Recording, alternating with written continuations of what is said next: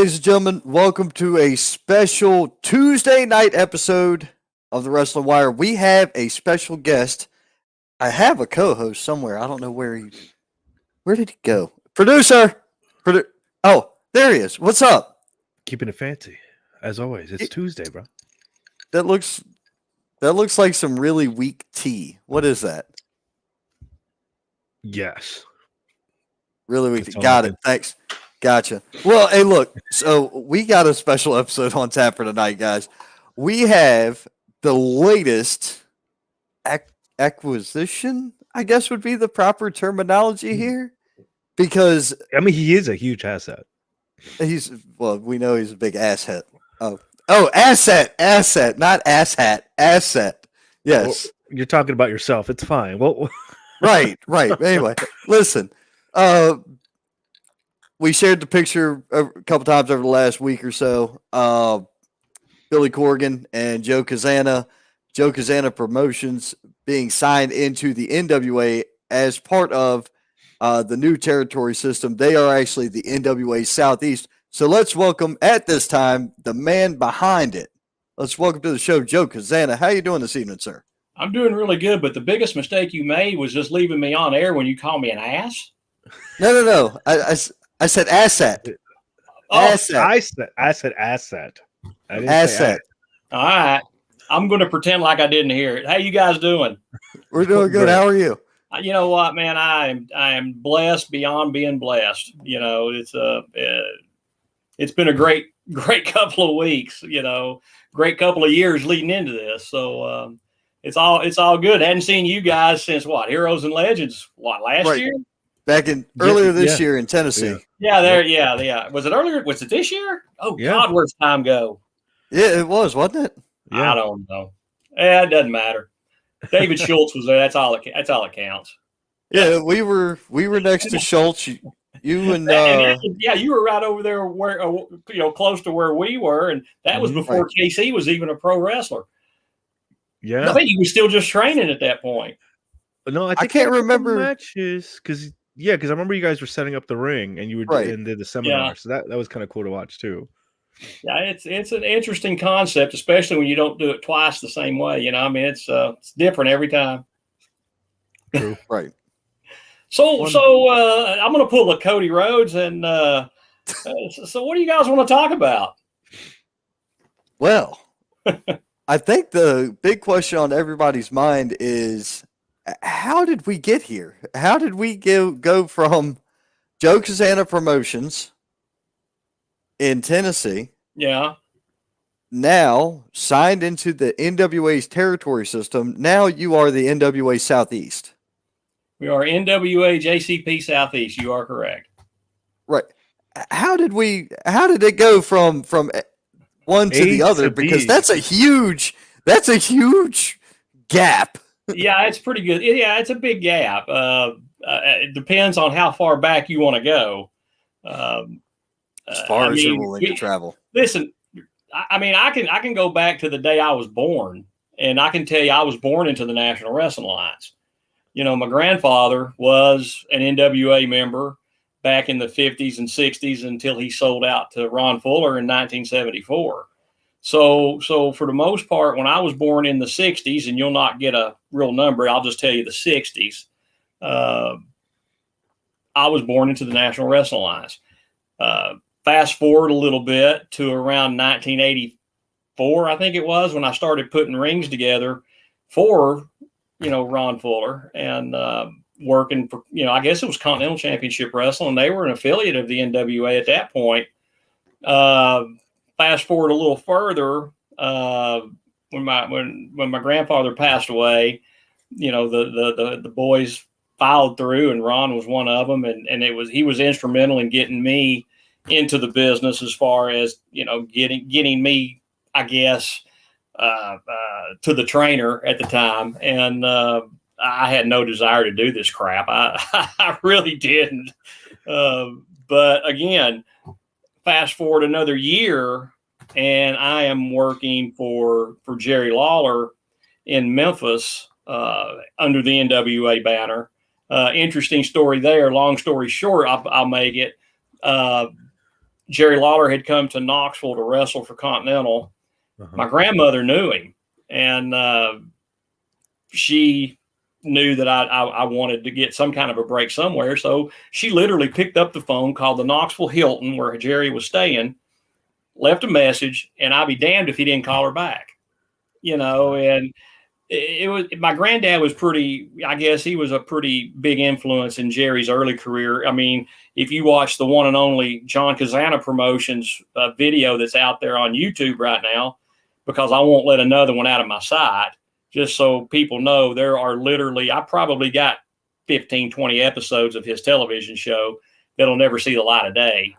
But he brought me to Memphis. I was there for 7-8 months. Boom, I'm headed to Mid-Atlantic and I'm working for Jim Crockett Promotions. And I didn't look back. And I was with NWA then, and then the name change, of course, was around 1989, 1990 when it changed over to WCW. And I was phasing myself out of WCW at that point because Cornette had given me a heads up that he was getting ready to open a territory in the greater Knoxville, Tennessee, Metroplex. So he asked me to come and be part of Smoky Mountain Wrestling, not just as a wrestler at that point, but also an agent, and also, somebody that would go out and try to set up towns and things like that for Jim and some of the things that he was doing. And it taught me, Jim taught me a lot when it came to the promotion end of it, or, and going out into the towns. But, just a combination of everything from the past coming forward. Because, I mean, honestly, I just wanted to wrestle. I didn't want to do what I'm doing now. I broke in the business, and I didn't even want to break into the business. But, once you get in, I mean, it's honest to God, I've tried to get out a few times, and it's like, you're watching the Godfather, and Don Corleone says, just when you think that you're out, they pull you right back in. And that's happened to me 3 or 4 different times. But I just wanted to wrestle, and I felt like that I had a niche in the business. I had a reputation of being able to go out and basically work with a broomstick. I mean, I could wrestle anybody from the giant to Sky Low. It didn't matter. I could work, and that got me kind of a reputation inside the business as far as being a good worker. But to start talking about the promotion end of it, it was kind of a strange thing. Around 2009, of course, my oldest, AJ, he was still, of course, in high school, and they wanted to do a big fundraiser, and they just approached me about doing a wrestling fundraiser. And I said, well, yeah, okay, whatever. And at that point, I had to rent a ring and do all that stuff. And so we did a show in 2009, and I really didn't do anything at all as far as promotions till 2016. I still wrestled a little bit here and there, in between times. But in 2016, my youngest son, KC, he was in 8th grade. And the head football coach for the high school down here had approached me about doing a fundraiser. So, well, what the heck? Let's do a fundraiser. And I had Ricky and Robert on the show. I had Cornette on the show. The Heat Seekers were on the show, and we drew a hell of a house down here. It was the very first one that we ever drew, and it was probably about 800 people in the high school. And nice. It kind of like, okay, well, this is pretty cool. I don't know if we could do this again. So we did another show for the sheriff's department, and it just snowballed, from there to where we were doing a yearly show here in where we live for the football program, and we were making thousands of dollars for the football program, and it got really it got to be where it was a lot of fun, but it got to be where it was a lot of work too. And again, then you try to get out for a while, and then it was my wife that said, hey, I was looking on whatever it was, and she said, somebody in Nashville's got a ring for sale. And I said, I don't need a wrestling ring. I don't need one. And she said, well, you don't want to keep renting if you're going to run shows. So called this guy up, and it's a monster ring. It was 1818, and the guy wanted $1,500 for it. I said, what's wrong with it? Nothing. I went up there and looked at it and got it set. It's like, there ain't a damn thing wrong with this ring. It's in great shape, still in great shape. I mean, I've had to fix it a time or two, but it's still in great shape. So at that point, we're talking around 2017, maybe 18, getting close. And then bing, bang, boom, here comes the pandemic. And we didn't do anything. I literally canceled probably 6 shows that year, or that 8 months, or however long that we were forced to stay in the house and do nothing except twiddle our thumbs and watch, cable. So we, did that, and then I slowly started to get back. But what really got me into the whole NWA thing in the Lightning One era was AJ had gone to work a little bit. He had reached out to Jeremiah Plunkett about doing some security work, or some helping with the ring crew or whatever with the NWA, and Jeremiah Plunkett and Mark Rowland. At the time, Mark Rowland, and he still is, he was over the whole ring crew. So AJ went to work for the ring crew, and I mean, here you got a kid that's almost 6'3", weighed 295 pounds. It's like, okay, he's on the ring crew. What's up with that? And Mark will tell the story he's told me a million times. I knew he wasn't going to be here long. I knew he was going to get the call. And sure enough, in Oak Grove, Kentucky, AJ got that call to work with Magic Jake. And from that point going on, it was like he kept going and kept going. And I don't know what, I guess it was the historian Billy Corgan that remembered that, hey, I think we've got a kid here whose dad is an NWA alum. They were trying to get into Knoxville, and they picked up the phone. They'd call me, and I talked to Billy and Kyle Davis and Joe Galley. And then of course it was magic at that point. And we ran Knoxville, probably did, there was probably about 800 people there at the convention center for Always Ready.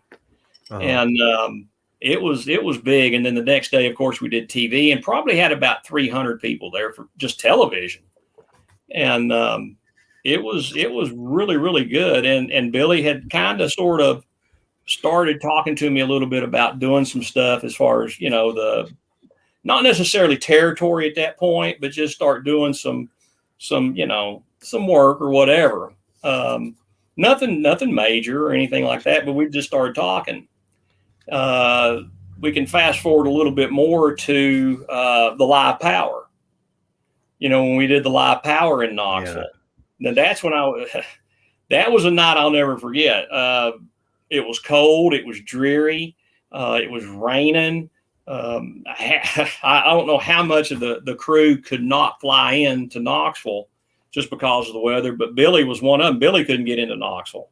Oh. And it was a strange show, but what was really strange about it was we managed to put in about 650 people in the convention center on a Tuesday night, mind you, school night. And we put that many people in there for the live show. And it got me thinking, maybe we're ready for live wrestling up here again.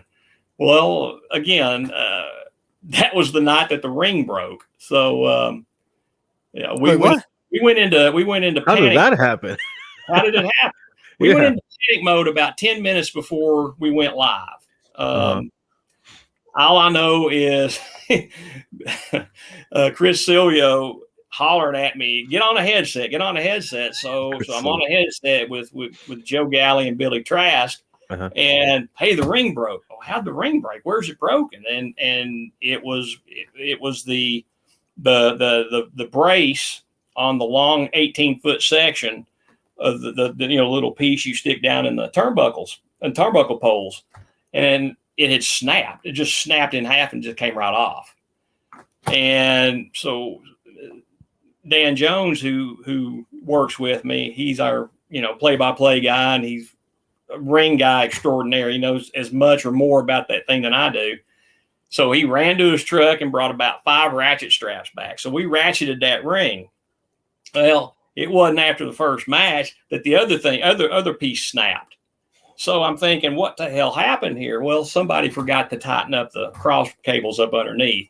But we got the show done without any kind of problem. And honestly, nobody even knew.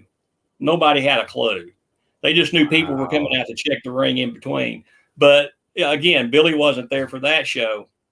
And we had maybe hit on it a couple of times, that I'd gone and done some shows with them when I'd go manage Anthony and AJ. We had talked a little bit, not really nothing major in length, but this past summer we went and did the World is a Vampire tour with Billy and the Pumpkins, and I guess it was the last show in Charlotte. We had just finished getting the ring put up. My crew had just put the ring up, sitting around shooting the breeze, yada yada yada. Well, Billy comes over and starts, he's hanging out with us. He hangs with us for about an hour or so. And he missed his sound check and sent his security away and pretty much said, if I can't be safe with these guys, I can't be safe. So we start talking. And both my kids are there along with, the rest of the ring crew that was there. So we started talking about this territory thing. And it really got serious, in Charlotte, North Carolina, sitting on the asphalt of whatever amphitheater park we were in. I can't remember the name of it now, but nice place. But we were talking about the territories and what he wanted to do and what he wanted to try to accomplish with the territory, and that's kind of sort of what we did. We just sat there and we talked about it. Well, again, we are that's really cool. October, we're 3.5 months away, from back then at the conversation, and EC3 got his territory, and at that point, I knew we were getting it. I just didn't know exactly when, and I know Billy had called and Joe had called, and hey, you got a show in December. We had a show in December and it got canceled because they didn't want to do it. They thought they could make more money in a fishing tournament. Well, just for the record, they didn't. So wrestling won over again. But I told him we rushed around and Stu Crew and Spanky, Austin Swint. I think you met all 3 of them. Spanky, yep. Look. Right. Excellent tag team. Wonderful feud with the Zenith right now. And yes. Spanky's doing his Spanky thing. Yeah, well, again, Spanky, and I said it on the NWA podcast last week, his wrestling's horrible. But I'm going to tell you something. When you get that guy behind the scenes, he does some good work. He really, really does. And I couldn't thank him enough. It's just like with Stu. I mean, it's these kids, great tag team, will give you the shirts off their back. I mean, you can't ask for a better group of guys than those 3. I love them all to death. And what the cool thing right now is that technically they are part of the National Wrestling Alliance, just like all of EC3's guys up there that he uses on a regular basis. But like I said, we fast forward to now, and the announcement, when the announcement was made, it was probably, it was a culmination of everything that I'd ever done in this business. It all came full circle, from basically being born into it, to breaking into the NWA, to working for the NWA, to my oldest AJ working for the NWA. And then all of a sudden they bring me into the mix to manage the old and broken down version of the Country Gentleman. And I say that with a lot of reverence in my tone, to doing our territory, for Billy, showing the confidence in what we can do as far as developing talent. I mean, I feel like I've got a good eye for talent, and I know that EC3 does too. I mean, he and I have talked about it on a number of occasions, but I know that this is what the NWA wants. This is what Billy wants. I mean, we as a group, we need to start looking from within for the next big talent, the younger talent, the 35, 40-year-old talent, the 25, whatever, KC, Kerry Morton, both of them 21 years old. You know, you can't, it's just, Kylie Page, another one. Well, even Kenzie. I mean, you can't teach what all these people know. I mean, AJ got into it a little bit later, but he does a great job too. I mean, he's great at what he does, but with Kylie, with Kenzie, with Kerry, with the KC, I mean, you're talking 22, 21-year-old kids. I think Kylie just had a birthday and she turned 20. Yep. And every one of these people that I mentioned, they can wrestle. But I mean, as far as what the NWA needs to do, I mean, hell, I'm going to tell you straight up, it's like my shelf life. My shelf life died a long time ago. But some of the guys that are getting a little bit older, they're going to want to step away and do things, that they want to do. Mm-hmm. And that's just the nature of the game. But I'm going to tell you something. Right now, top to bottom, you cannot beat the National Wrestling Alliance. It is for me, it's the end all be all. I mean, I could die tomorrow and I will know this, that I helped both my kids achieve, something that is very special as far as becoming NWA superstars. Mm-hmm. I'm running a territory, which is something that I had wanted to do, my whole entire, promotional life, because to me, the territories is so old, it's new again. And you've got all these naysayers that are out there on Facebook and Twitter, all these people that are going on with, oh my God, the NWA is in so much trouble. The NWA has lost their TV deal, or the NWA is they're misrepresent bullshit. And I'll just say it like that. It's all bullshit. The NWA is alive and well. It's being well taken care of. They are not any kind of trouble. That's for all the dirt. That's a clip for them. That's a clip. Yeah. That's for all the dirt sheets talking shit. We don't do douchebag Dave Meltzer. Fuck that guy. He's an idiot.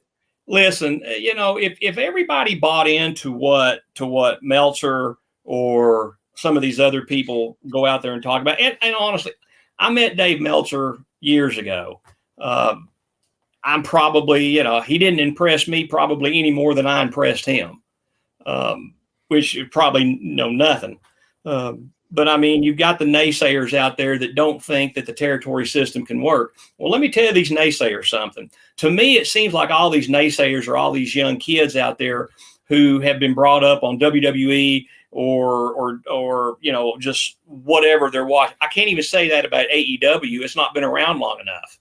No, Impact. You could potentially say about TNA Impact Wrestling. Say that about Impact, but I'm going to tell you something. In the beginning with Impact, when Jarrett was doing his thing with his dad, that was a hell of a show. I'll just again, things as things grow, as well as I do, they try to branch out, and they tried to be too much like WWE/WCW, in my opinion. I just feel like that the NWA is the only company that has stayed the course, and they know what they want, and they're going to go out there and they're going to get it. And again, for all the naysayers out there who take great pleasure in bashing everything because they probably live a miserable life anyway. Again, I don't want to call names, but Meltzer's the only one that I know, and I don't listen to him, and I don't really find shit one way or the other about him. He's not a fan, so I don't think you have to worry about him listening to me. And He can be a fan. He can hate people. I don't care. I'm in this world to please one person, and that's me. And my wife too. I was going to say, I do things at the pleasure of myself, and you can always count on me to pleasure myself. There you go. But no, I mean, honestly, in the grand scheme of things, the National Wrestling Alliance is doing things the right way. They have not faltered from what their core, values and belief is. Billy Corgan he stays true to himself. I mean, I can't think of a better company out there to stand behind than the NWA. I said it on their podcast. I said it at the show. I've said it a million times. The WWE could come and ask for me tomorrow, and I'd tell them to eat shit. I'd have no desire whatsoever to go to work for the WWE. And a million people out there say, well, they wouldn't call you anyway. Well, no, not now. Maybe 35 years ago when I was actually working for the WWF, yeah, it was a different story back then. But the National Wrestling Alliance is, in my opinion, it's the greatest company in this country. Here's the thing. Where else do you have nostalgia, great wrestlers, a great backstage presence, front office that is without a doubt probably the best front office in all of the wrestling world, regardless of what anybody says. And the naysayers know who they are. From top to bottom, you just can't beat it. You cannot beat the NWA. And I would just tell people this: if you can't beat it, why don't you just join it? Give it a watch, give it a look. Right. For God's sakes, it's free on YouTube. Turn on NWA Power. It was just on about an hour ago. 7:05. Yeah. One of the greatest shows there is. I mean, when it first launched, and I laugh because the NWA, Billy Corgan, they give the people what the people want. It's not this crap. Let me do a 9-month build up to, this guy wrestling this guy at the greatest show of them all. I mean, hey, if I want to see Kratos and Odinson against Blunt Force Trauma, you're going to see it. And again, there's 4 great champions right there. Yeah. And then you've got Aaron Stevens that's leading, Blunt Force Trauma. Mm-hmm. And I'm going to tell you right now, is there a better mind in the wrestling business than Aaron Stevens? There's your question. Today? Yeah. That's probably a hard one today. Yeah, definitely. Trevor Murdoch, great mind. Great mind. I got to just spend a lot of time with Trevor last week. And I'm going to tell you something, man. Trevor Murdoch, very intelligent, knows this business like the back of his hand. He cares about this business. He cares about where we're going as a company. Listen, he didn't have to come and do Coalfield, Tennessee at all. Mm-mm. At all. Trevor Murdoch's a big star. He did not have to come in here. And he was here. Billy Corgan, again, a major, major star. He didn't have to come here, but he did. Joe Galley, same way. And I know my buddy Kyle Davis was here in spirit. He had other things he had other obligations. But dude, they didn't have to come here and do this at all.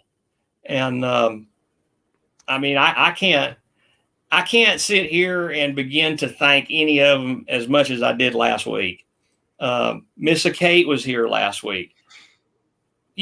People don't think she's knowledgeable in this. Yeah, that gal knows exactly what she's talking about. It's just hard. Like I said, it's just hard for me to imagine all these major players that were here, for this announcement. It's hard for me to sit and imagine being able to pick these guys' brains, at a TV taping or when we go to Fort Lauderdale, next month. I mean, it truly is the best company that I've ever worked for. And that includes the NWA that I did work for originally back in the 80s.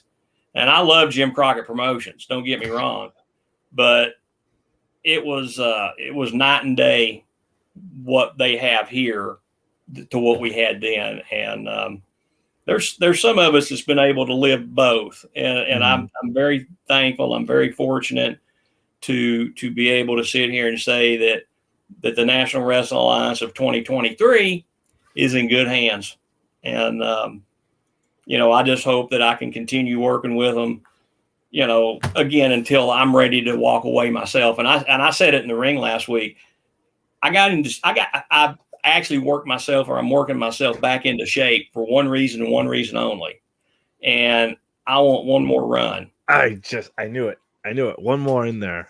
Yeah. Well, I've got a reason now, and I've got a purpose now. Mm-hmm. And his name is Austin Idol. Okay.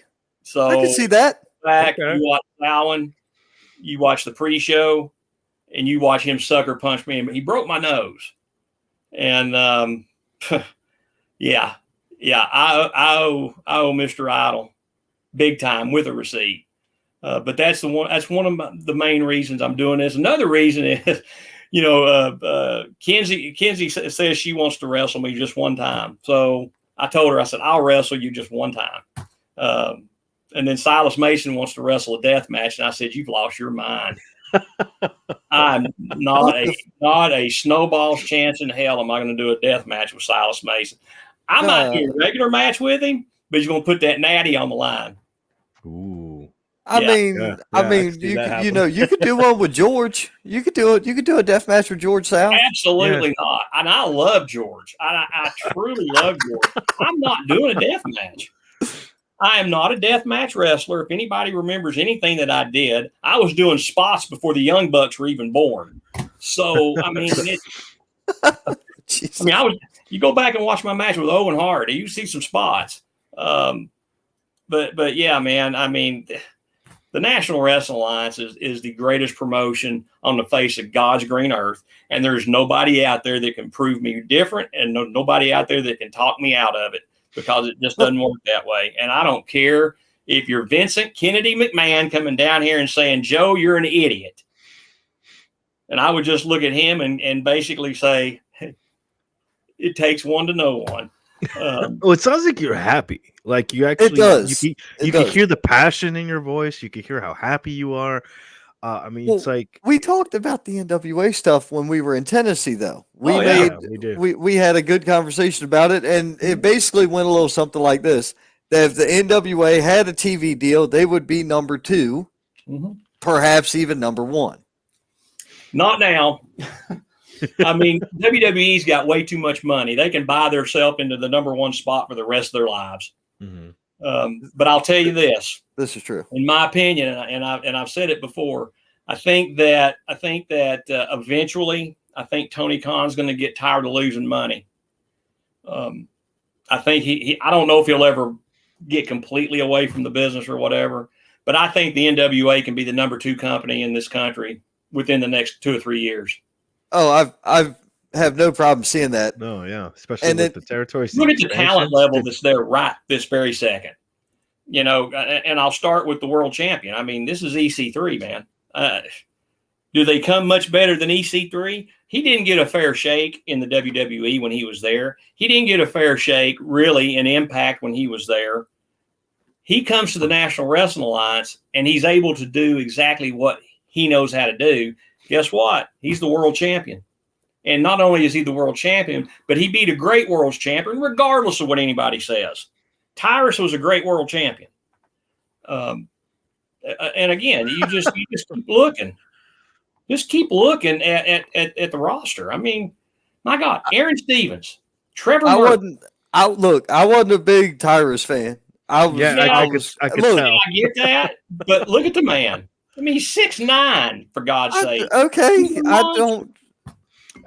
I mean, look, when you travel as much as we travel and see as many wrestlers as we see, 6'9" is really not okay. It's cool. Just because you're tall doesn't mean that you can hold the championship that high very long. cool. Listen, he was the world champion, and honestly, regardless of good, bad, or indifferent, he was the world champion.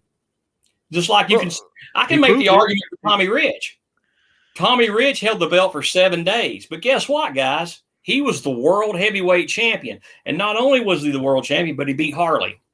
Not everybody beat Harley. That's a big deal. That is right. It is. That's probably a bigger deal than being the world champion. Yeah, I'm pretty sure it is. You know, but again, the roster for the NWA, again, top to bottom, Aaron Stevens. You've got, oh my God, it's just Matt Cardona's in and out. Thomas Latimer. Oh my God. I mean, Latimer's a star. Kenzie, Kylie, Ella Envy, KC, AJ, the new and improved country gentleman, I may add. Yes. Yeah, I'll get to that in a minute. Redo. One thing I did want to touch on before we go too far down, the next rabbit hole. I just don't know when to shut up. I like it because Mark shuts up. Yeah, and I get to sit here and drink. Normally when this happens, I have liquor, and I just sit here and drink the whole show and don't do any work. But this is fine too. Listen, you made a remark about WCW earlier, and you touched on how the transition went from TNA making the same mistakes after Jarrett. One thing that I found really interesting is there are 3 companies that Vince Russo worked for, 2 of which no longer exist. One's trying to recover, one's completely gone. Oh, yeah. And look at how long it took them to recover. Vince, you can say what you want, but Vince McMahon knew what to do with Russo, and that was go away and shut up. Yeah, knew how to keep it in. And I don't know Vince Russo from the Man on the Moon. Again, I've never met the guy. I don't know anything about him other than what I've heard, what I've read about. So he's really somebody that I really can't speak for or against. Again, like I said, I don't know the guy. I mean, he may be the nicest guy in the world, and he may have a great mind for the business, but I don't know, man. It's maybe what he did up in the WWF or WWE. Maybe McMahon did have the leash on him. I don't know. I don't know the guy, so I can't speak to it. I don't know. I just know I'm not a fan of his either. I don't know him. I'm just now getting to where I'm starting to meet some of these guys again. It's gotcha. It's really, really, really strange. I mean, it's like with Colby Carino. Every time I see him, I got to ask him how his dad's doing. Tell your dad I said hello. That kind. The cool thing is I still get to see Ricky all the time. Oh yeah. I see Ricky all the time and love him to death, man. I absolutely love Ricky Morton, and I made a living off wrestling each other, and it, it was a lot of fun, and he was, God, what a wrestler he was. Still is. At 67 years old, he can still go. Yeah, I was his ring announcer a year ago. Match, I can go like that. Like I say, I was his announcer a year ago at a charity show, and I looked at the crowd and I'm like, I'm pretty sure everybody in here already knows this man, but I'm going to do the best I can to give him some justice. Sure. Like Ricky friggin' Morton. Exactly. I took the video and immediately sent it to my brothers who used to run around, Virginia and stuff watching the NWA going to Richmond Coliseum. Oh, yeah. Yeah, man. My brothers tell me about that. I'm the youngest of 5, so... And it's not a small gap. It's a big gap. That explains so much. Huh. It does. It really does. Right. Wow. But, I mean, it's again when you're able to sit down with these guys and just watch what they do, it's amazing at some of the talent that's with the NWA. I mean, just again, top to bottom. Wrecking Ball Legursky comes to mind. I love him to death. Love him. Jay Bradley, his partner, the Fixers. Hey, man, Fixers rule. And I say that a lot. I love the Fixers. My pal Sal. Oh God, I love Sal to death.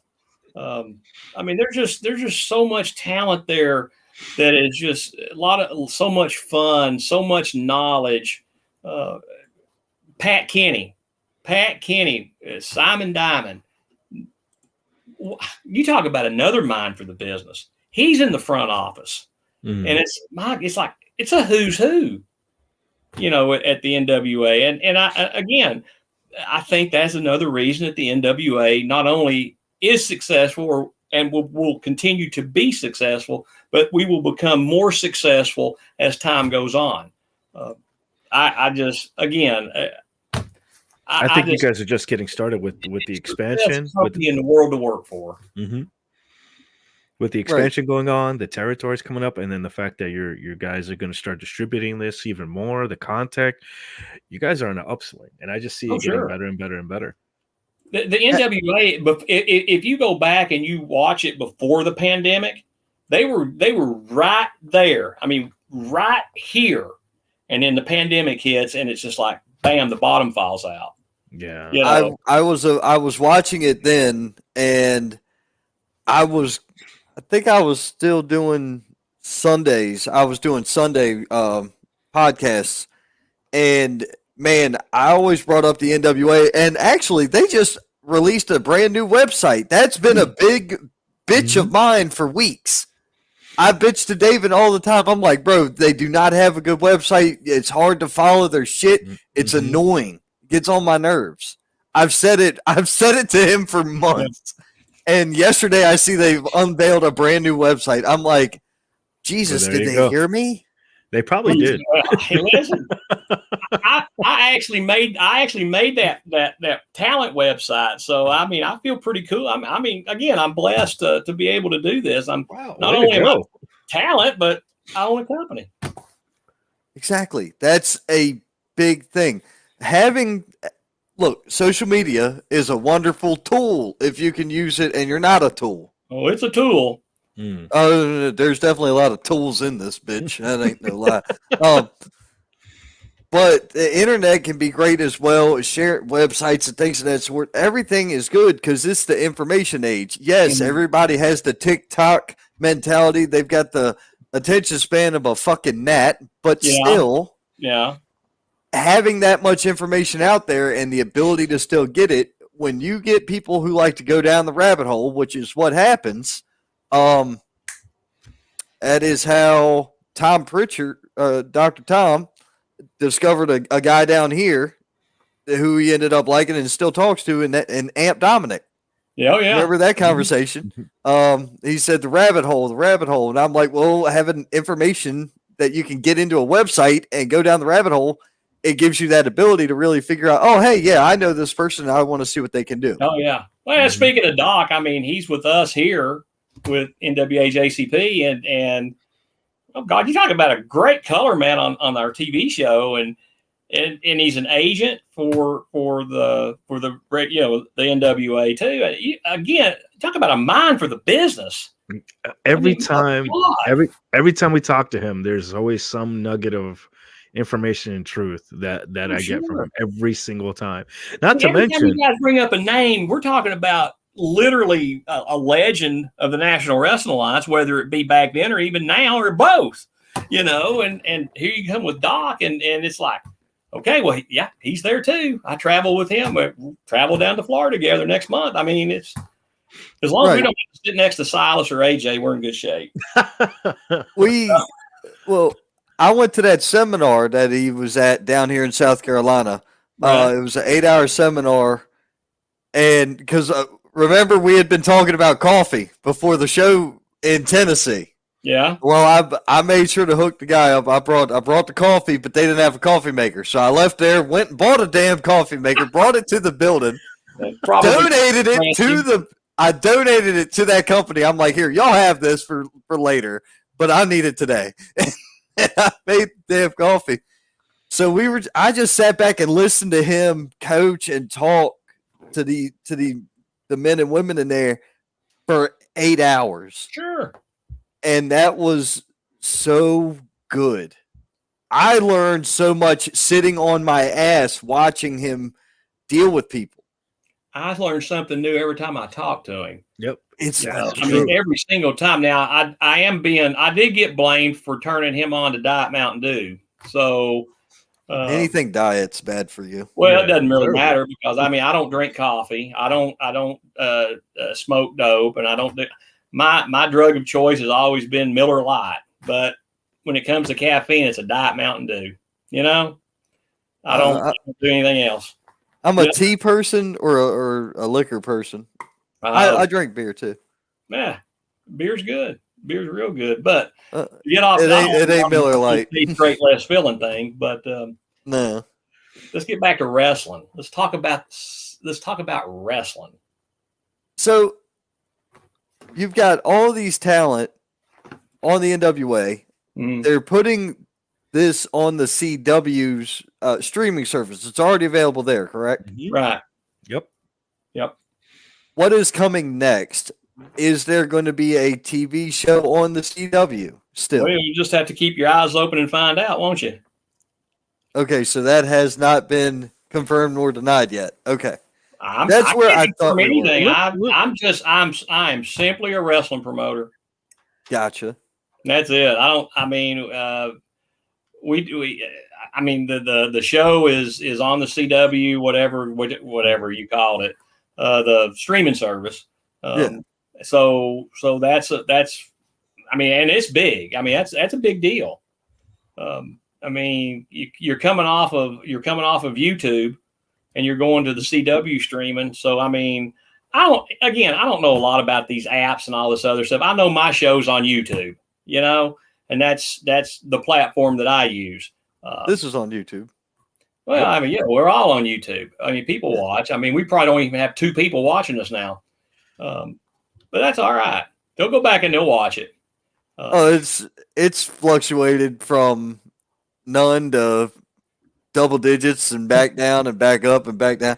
It fluctuates all night long because some people going to work on third shift or getting ready to throw in their earbuds and they'll throw this in their ear while they're working or whatever. Yeah. But then we also don't get an accurate count. We never get an accurate count on how many people are watching because we are live on Roku as well. Okay. So because Roku is its own thing, people flipping channels. I just want to know when YouTube is going to start paying for something. After you get 1 million followers or some stupid shit. I thought it was like views. And somebody told me it was like 45 or 50,000 views. And I'm sitting at 65,000 views. I'm thinking, can these people not, pay us a little something? Yeah. Some royalties at least. Yeah. I forget. There's a subscriber number that you got to hit. There's other people that are better at this shit than I am. They could tell you, but I won't because I can't. Because it doesn't matter to me about it. I'm just happy to put that stuff out there for people to watch. The good part is with the CW versus YouTube is that the CW is actually paying for the content, whereas YouTube was not paying shit. Exactly. So that's a huge thing. And honestly, I think that might be another reason that EC3 and myself down here, I think that's another reason that the territories are going to get a really good shake, good fair, viewing or whatever. I think we're going to add content as to the mother show. Because I mean, honestly, if you stop and think, there's going to be matches that Exodus has, and there's going to be matches that JCP has that's going to pique the interest of some of the NWA fans out there.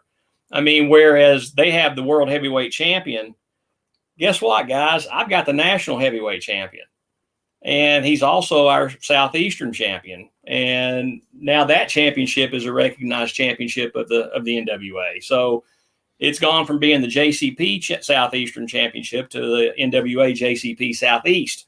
Southeastern championship. So, I mean, and we're getting a new belt to go with it. But, you just stop and think. I mean, world champion at Exodus, national champion down here at JCP. So there's going to be some interesting matchups, both up there and down here. And there might be some matchups that you may not normally see.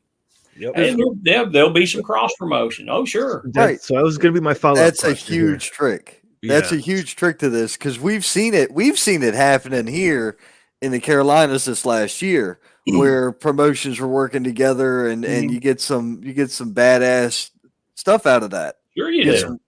get some really Are good. there some matchups that you have in your head, or you're excited to see that might be a possibility that be coming out of this territory system right now? Oh my God, yeah.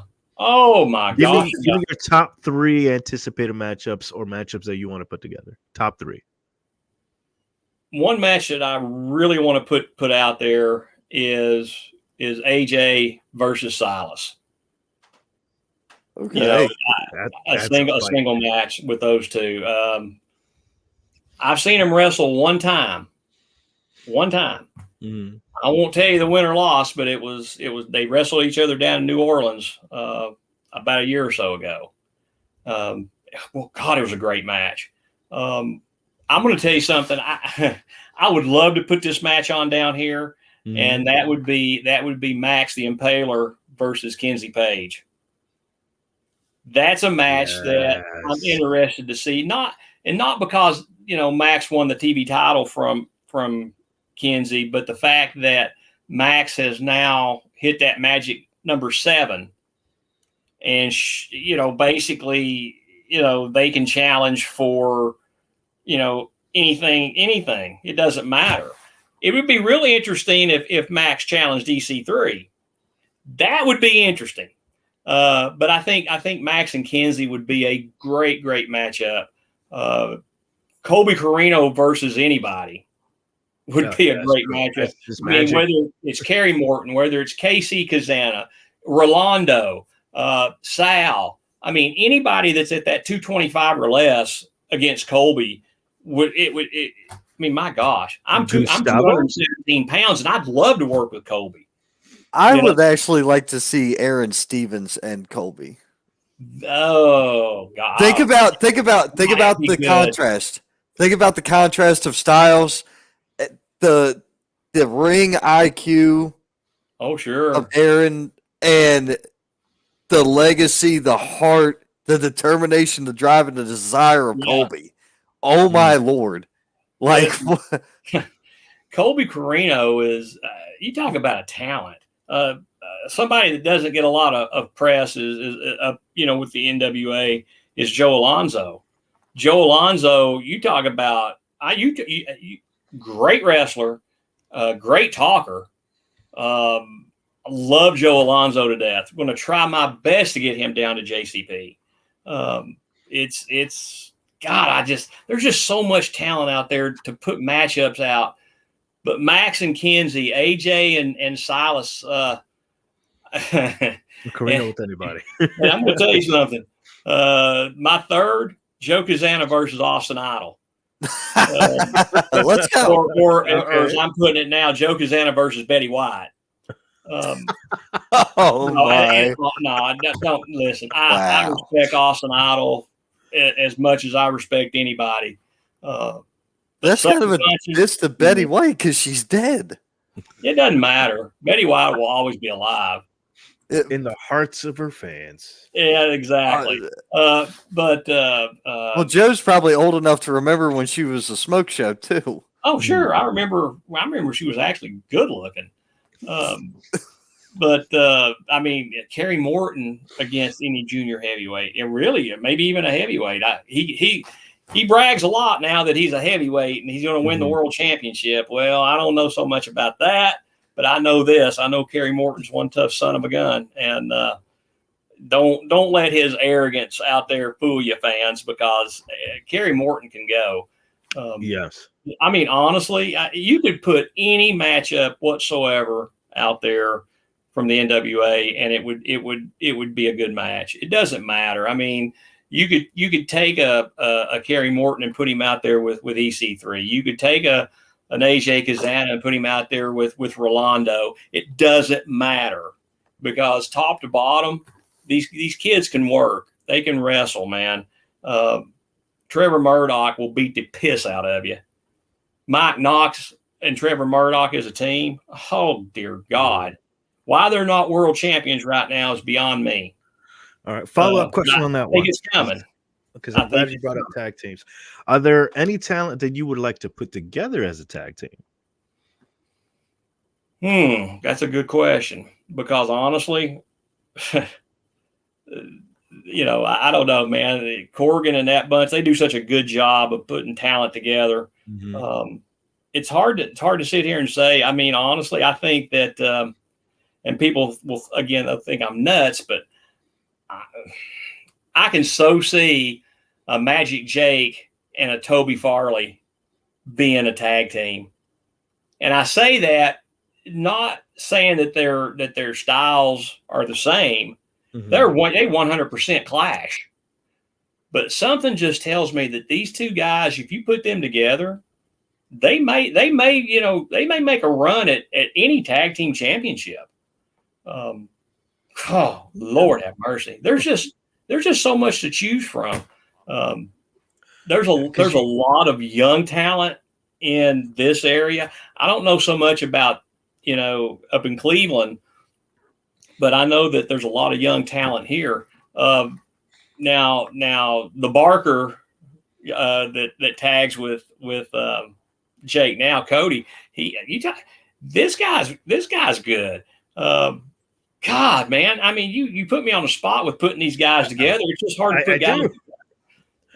I'm glad. Good. Favorite tag team out there's Talos and Daisy Kill. Now, granted, they beat the gentleman at 75, but they beat the weakest link in 75. And again, I'll leave it like that. Or will I? I don't know. I'll have to think on that one.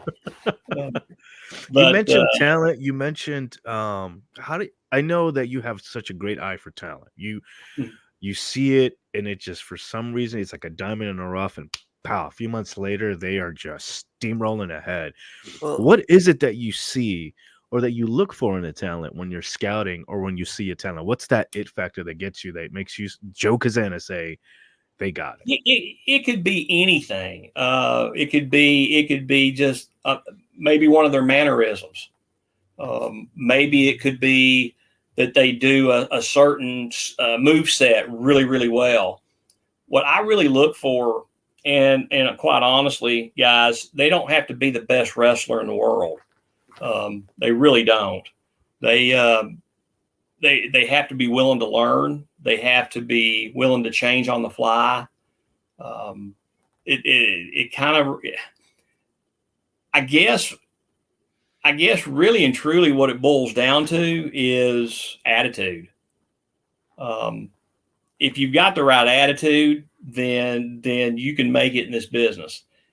If you don't, if you could be the greatest wrestler in the world, man, and you could have a piss poor attitude and nobody will book you. They don't need that cancer in the dressing room, but a lot of it's attitude, it doesn't necessarily, mean that you're a 9-foot giant or a 2.5 foot tall, mini me. It doesn't matter. I just think that the attitude is what I look for more than anything. Now, if they can work, that's a plus, and I'll tell you something. There was a time, and people will think I'm nuts, man, but there was a time when, Silas didn't think he was ever going to wrestle again. When he broke his leg, however many years ago it was, a little over 2 years ago, I don't think he thought he was ever going to come back. I knew Silas could wrestle, and I knew Silas was a hell of a damn talent. I knew he was. And I actually booked him in his first match back. And from that point going on, man, it's just been a snowball. Silas Mason is probably a future world champion at some point. I can say the same thing about 2 or 3 other people that I'm pretty close to. A lot of the guys in the NWA, I am close to them. And I'm not just saying, my kids, because, of course I am, but just, your Silas Masons of the world. Jeremiah Plunkett's another one. Jeremiah Plunkett is probably one of the most underrated wrestlers in this business today. Jeremiah Plunky can wrestle. He can fight. He can go from 215 pounds to 235 or 40 pounds. He can go from a lightweight to a heavyweight, literally at will. And he can wrestle any style that you want to wrestle. So, I mean, it's sky's the limit for some of these guys. But like I say, one of the biggest things I look for is attitude. Wrestling ability is something that you can teach. Okay. You can't teach the interview. You can't teach the attitude. The charisma. Cool. Yeah. I've said this a million times here recently. I think that a heel Kerry Morton is a very dangerous person. I think that a babyface Kerry Morton is simply what that is a babyface. Good, real good. But as a heel, Kerry Morton is dangerous. And, again, I can't say enough about the kid. He really is. He really is. He's good. He's the future. A lot of these young kids are futures in this business. I mean, crazy thing is Kenzie Page is a world champion right now, and she's still the future of this business. And that's crazy. That's crazy. She's so young. She's got a long career ahead of her. Yeah. Now, yeah. Arissa, the same way. Casey, all these, Kylie, they're all so young. Carrie, young. These kids are young, and they got another 20 years in them or more. Right. So, I mean, it really is sky's the limit for the National Wrestling Alliance. I mean, honest to God, how does it get any better? A full TV deal probably is the start for how it gets better. I'm always going to call out the most obvious answer. Sure. And I can't wait. I'm excited for it. Maybe just think about this. Maybe being on the CW like we are right now, maybe it's going to make these networks stand up and say, you know what, we could have had this, but we screwed up. That's their loss. And the CW could be sitting there counting their $100 bills. Very well could.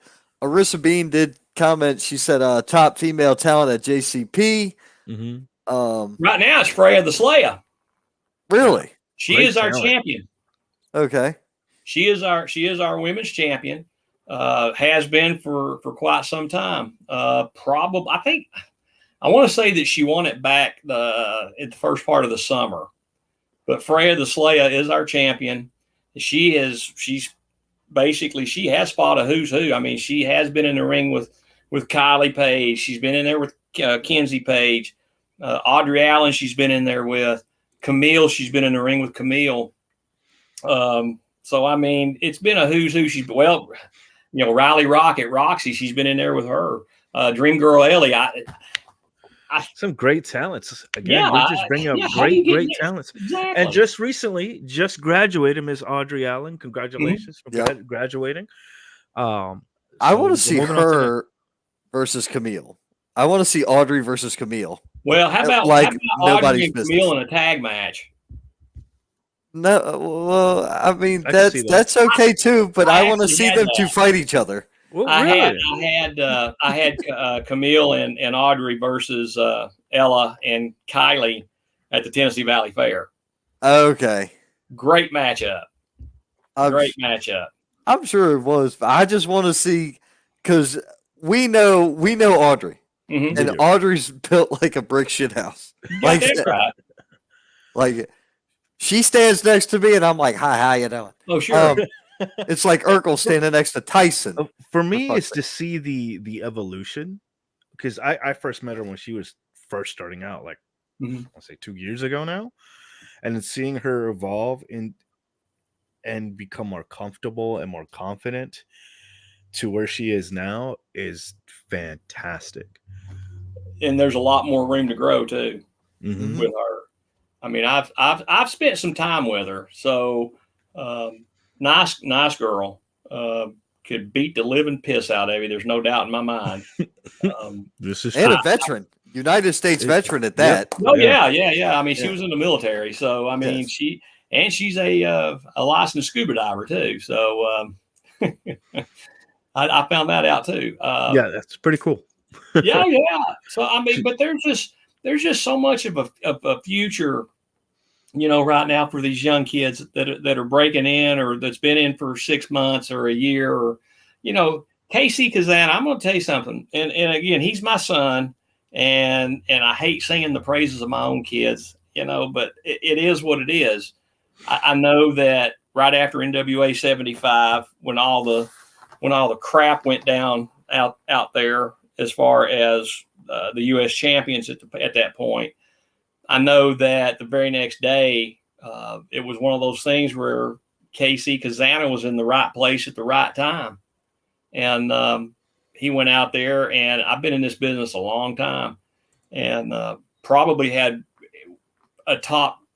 maybe a top 5 performance of any kind of first match with a major company that I've ever seen. And then if you go back and you watch the new and improved Country Gentlemen versus the Slime Balls, you'll see exactly what I'm talking about. You're watching a 225-pound, Casey Cazana hitting the second rope, hitting the top rope with an inverted cross body, and it's like, and I'm at ringside watching this, and then I see him tag his big brother in, and big brother's throwing the Slime Balls around like they're a dabbling, yo-yo, just here, over there. Yeah, it was nuts. But he's come a long way, and I can't say enough about him. Both the kids, they've got a hell of a future in front of them, just like a lot of these guys do. Again, and I've said it a million times, it don't get no better than what we've got going on with the NWA. It really doesn't. Find me a quote unquote, and don't give me that performance center bullshit.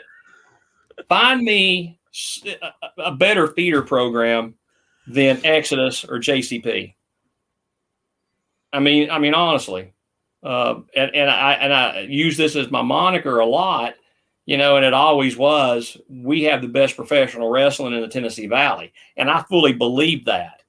But now I fully believe that we're the best professional wrestling in the whole Southeastern United States. And if you doubt us, you got to try us. You got to watch it. And I've said that a lot. So, Ron, you said you wanted to say something? Well, I do have a question for you. Yeah. Because there's a lot of variables in this. If you look in South Carolina, there's like 75 feds down here, whatever you want to call it. Sure. Indie companies, whatever. When you look across the board and you look at a company like MLW or OVW, what do you consider them? Do you consider them a developmental? Do you consider them a TV company, or what are we talking about here? What are they? I don't think MLW or OVW would be considered developmental. I think that Al Snow has done a great job with OVW. I've known Al a long time, but I remember Al when he first came into Smoky Mountain with the mayor of Knox County. But I think OVW. I can't consider them developmental anything. They've got a lot of good talent up there. I mean, think about some of the talent they've got. I mean, well, of course, EC3's been going in and out of there quite a bit. And some of the Exodus guys have, but I mean, Luscious Lawrence has been up there for what seems like as long as Stan White played quarterback for the University of Auburn, but he's a great talent up there. I got to watch, of course, their TV show, but hell, Freya's up there. Mm-hmm. I mean, you got a couple of friends of ours there. You got Maximo Suave, you got Amazing Maria, you got Holly J, Jada Stone. Nice, I mean, and the cash flow. Think about that talent. Now, MLW, I really don't know a lot about them because I've really only seen the show once. But I do know that, what I hear about them. So I can't speak one way or the other about MLW. So Alex I'm assuming King's a fucking freak. Not like the rest of us. They're probably not developmental. They're probably I'm sure they're a standalone. I just don't know. But I've heard a lot of that talent does feed into the WWE. This is true, yeah. And I do know that the Von Erich kids had been up there working as well. So, again, I don't know enough about MLW. What do Gotcha. you think is going? What do you see in the future for what's coming up for the NWA? Like, what's your big goal here? My God, man. Sorry, To stay true to what I truly believe, Mhm. The NWA is it's that right now we're at that top of the hill, Mhm. and I'm going to equate this to a snowstorm. Man, we are about ready to start rolling and rolling and rolling until we're so big that we're done. But I don't think that you could ever be big enough. But I see that the NWA it's going to be a force to be reckoned with. People are going to have to sit back, and they're going to have to step up, and they're going to have to say, okay, this is not what we thought the NWA was. Mhm. They're going to have to realize that you know what, hey guys, we're back. The National Wrestling Alliance is back. And not only is it back, but it's being run by people that have the same kind of passion for professional wrestling that the old time promoters or the old time wrestlers had. There's nobody in that front office for the National Wrestling Alliance. There's nobody in that dressing room at the National Wrestling Alliance that does not have a passion for this business, that does not have a passion and a belief in their company. And that's everything that I've seen with them. Again, I will never, ever give you a sound bite that has me saying anything bad about the National Wrestling Alliance, because This is true. It could fall apart tomorrow, and we could all, go trickling down the damn river somewhere and whatever. It doesn't matter. I'll never say anything bad about the NWA. The NWA gave me my break. The NWA gave my kids their break. The NWA gave breaks to kids that I know. They take talent and absolutely just make it better. Again, you got the best dressing room, the best talent, the best of everything in the National Wrestling Alliance. And I don't give a shit what anybody says. You're never going to change my mind. Never. It's just, first of all, I'm too old. Secondly, I'm too damn opinionated. And that's just me. I'm a creature of habit. I hear that. The We have somebody commenting on the memorabilia. You got a lot of action figures and stuff, but I know personally you're not just a wrestling fan when it comes to memorabilia. You like some sci-fi. You're a Trekkie fan, aren't you? I'm a Trekkie. Oh hell yeah, I'm a Trekkie from way back. Just look at my walls behind you here. I mean, I've got 1, 2, 3 walls, 4. Well, all 3.5 walls are nothing but Star Trek. Then the other wall is wrestling. That's so freaking cool. Yeah. And it's all stories, right? I mean, you have this great sci-fi writers, Gene Roddenberry, Oh yeah, awesome stories.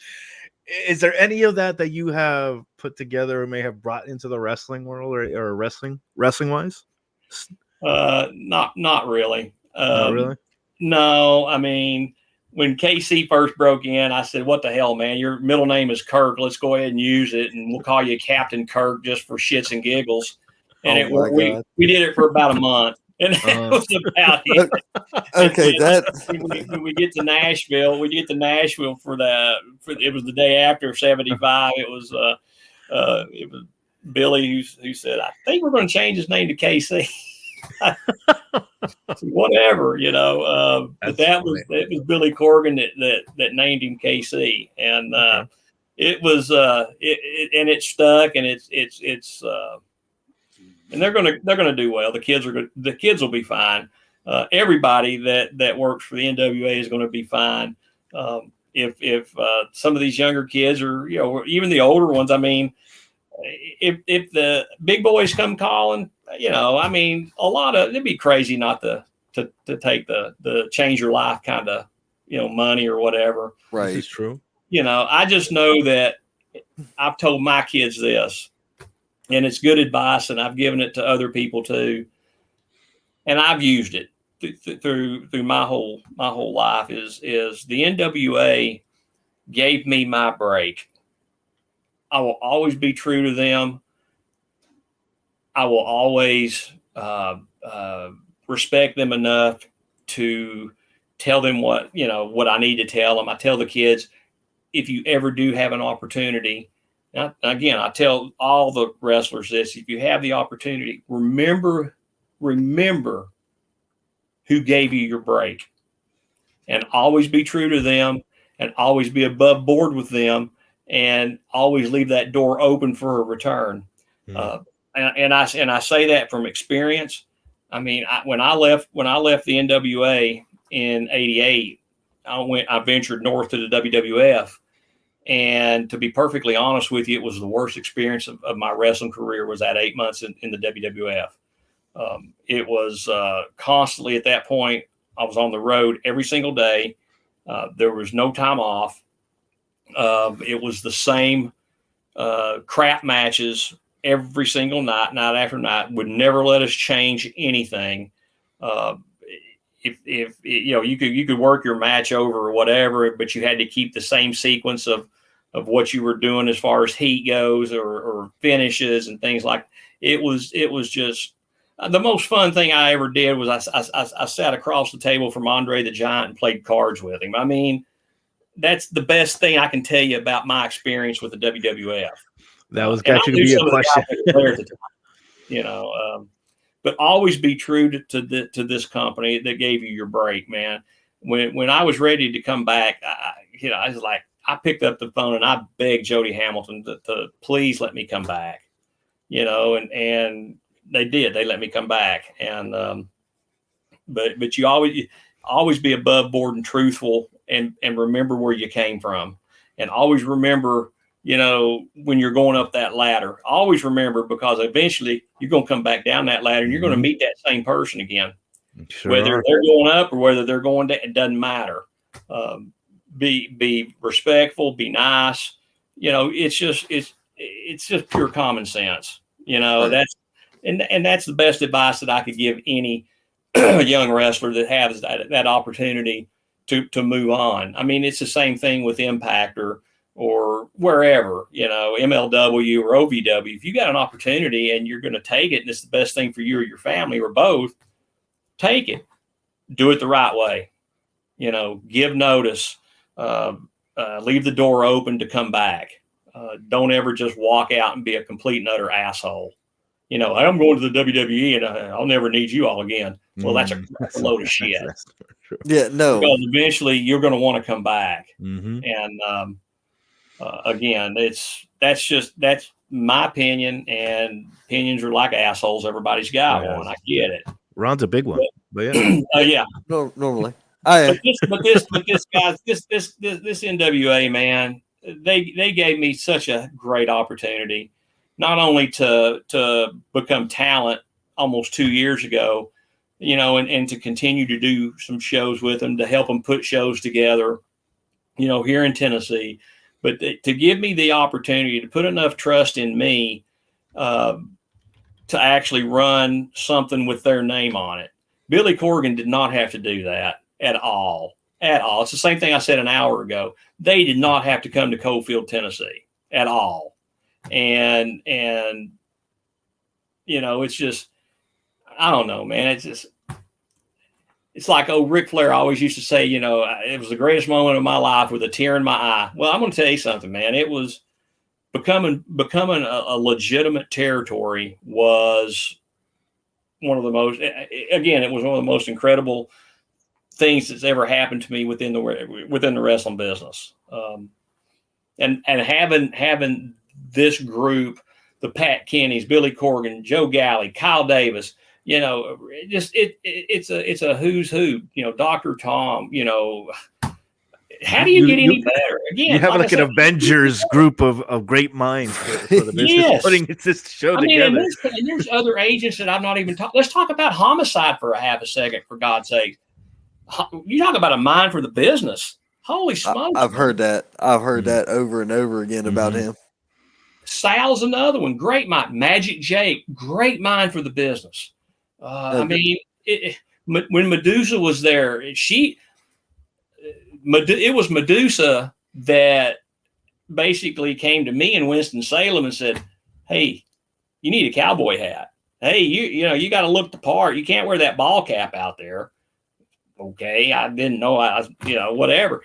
Can you get? Yeah, sure. I'll get the cowboy hat. I'll get the belt buckle. I'll do all that stuff. I'm not gonna lie. It does look good on you though. It's all right. That's not me, but I mean, it's growing on me. They asked me to do it. I did it, and I'll continue to do it. I enjoy every now and then. I enjoy putting that cowboy hat on and walking out there and being a cowboy with the country gentleman. But you hit the nail on the head earlier, man. I am so passionate about the NWA. Right. There is not. I told Joe Galley this, in Cofield. I said, you know what, man? I said, there ain't nobody out there that is a better ambassador for the National Wrestling Alliance than Joe Cazana. And people may think it's a kiss ass thing. Well, guess what, guys? It's not. I don't need to kiss anybody's ass. I'm there. I'm in. If it were to all flounder tomorrow and Joe Biden decided to outlaw professional wrestling tomorrow, I still gotta, I got a way out. Let's just put it that way. As much fucked up shit as that dude has done, if he did that, I'm pretty sure that'd be the icing on the cake for the rednecks of this country. I think at that point, Vince McMahon would have nothing else to lose. Ron, I feel like it's just been me and Joe talking. It feels great. It's been a while since that's you haven't no. Well, here's the thing. I'm absorbing this. I'm enjoying sitting back listening to this guy who's very passionate about wrestling. I'm sitting here analyzing what he's saying. Unlike you, you're sitting over there fucking doughy-eyed, It is what it is, though. It's fine. I mean, it's to be among somebody else who's just as passionate as you are, who is a legacy. And we said it to you at Tennessee, you're a legend in your own kind. Well, I appreciate it. I don't consider myself that, but thank you. Here's the other thing that I wanted to kind of touch on. You mentioned that experience in the WWF was the worst 8 months of your life. Yeah. Yeah. Here's a perspective that I use. If it wasn't for that 8 months, would you appreciate the NWA as much? I think I would. And I say that because that's where my big break came from. And this is a true story. And I tell it on as many podcasts as I can, because usually it's a question and you guys didn't come up with it. So I'm going to tell the story. I'm wrestling Scott Steiner. This was early on. This was around 1988, first part of 88, maybe the latter part of 87. I'm wrestling Steiner. This was before the blonde hair. And I bet I weighed 310 pounds, man. I was huge. To be 5'10" and be this I was 5'10" wide too. But I worked him, and when the match was over, Nick Patrick said that Dusty and Jody wanted to see me in the office. Okay, well, I wonder what this means. So I go to the office. Jody and Dusty are in there. I'm sitting down and talking, and Dusty said, "Man," he said, "You're a really good wrestler. I mean, you got the moves, you understand, blah blah blah blah blah." He said, "But here's the thing: you're just too goddamn fat to wrestle." And I sat back and I scratched my head a little bit. I said, "This is coming from Dusty Rhodes and Jody Hamilton with a combined weight of about 700 pounds sitting across the table from me." And I'm thinking to myself, I can do one of two things. I can take it super personal and not do a damn thing about it. Or, as Dusty said, "But I tell you what, kid, if you'll lose the weight and put in the work and come back in shape, we'll sign you." Okay. I didn't think much about that at the time. And then the more I thought about it driving home, it was like, okay, well, maybe they're not just blowing smoke up my rear end. So I went home. I lost the weight. I dropped down to about 200 and I guess it was about 208, 210 pounds. Of course, they still billed me at 275, but I was about 210. And so I bleached the hair and cut the facial hair and all that stuff, and went back down there and believe it or not, got carded. They did not believe that this was Joe Cazana. So Dusty had since left and went to the WWF and became a plumber. But Jody held true to the word, and they signed me. And that was really the only contract that I've ever had inside the wrestling business was with that NWA. I didn't have a contract with Smokey. It was just a handshake kind of a thing with Smokey. But they held true to what they said they were going to do, and I respected the hell out of them for that. And I could never say anything bad about Dusty or Jody. A lot of people could, but I couldn't. Dusty was fair. He was a good dude, and Jody was the same way. He was a great guy, understood the business, was a great heel in his day. His son, Nick Patrick, great referee. But Jody and Dusty, they held true. And, and that's just one of a gazillion stories that I could tell. That was an interesting night, but, again, that's the kind of passion that I've got for the NWA. That's awesome. Man, that is awesome. It really is. So you said that was your worst moment. You said those few months in WWE. Can you give us what was your big shining moment? What was the best moment? Honestly, guys, I mean, if anybody has followed anything that I ever did in this business, I was a mid-card wrestler,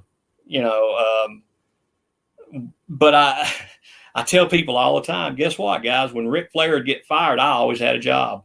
George South could say the same thing. Bob Cook could say the same thing. Barry Horowitz could say the same thing. So could Pat Rose. So could Killer Kyle. A lot of us could say the same thing. I was a mid-card wrestler. I would go on television and I would make these guys look good.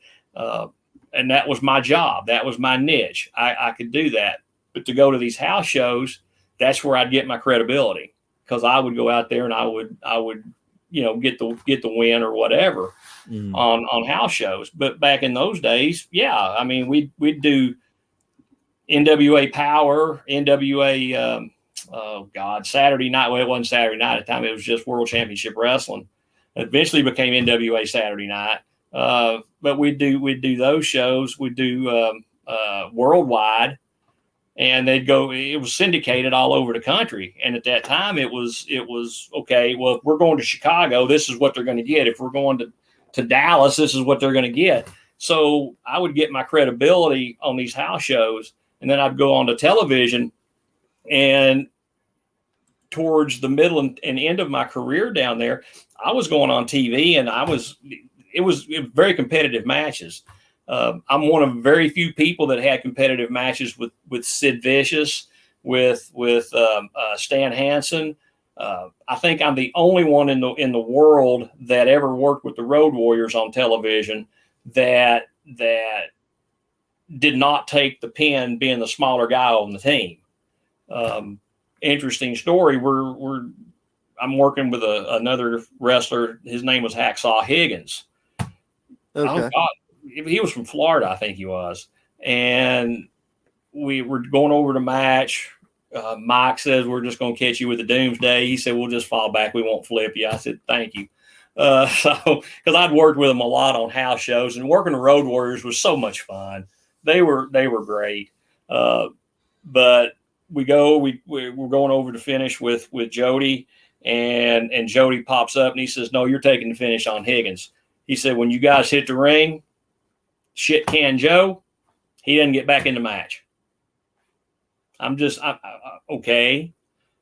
I don't know. I said, I guess Higgins had heat with the office. I don't know. Either way, that was the only TV match I ever had with the Warriors. Worked them a lot, in house shows. But they were a lot of fun to work with. People didn't like working with the Steiners whatsoever. I love the Steiners, man. I mean, I loved working with the Steiners. It was a lot of fun with them. Rick Steiner was he was a hoot.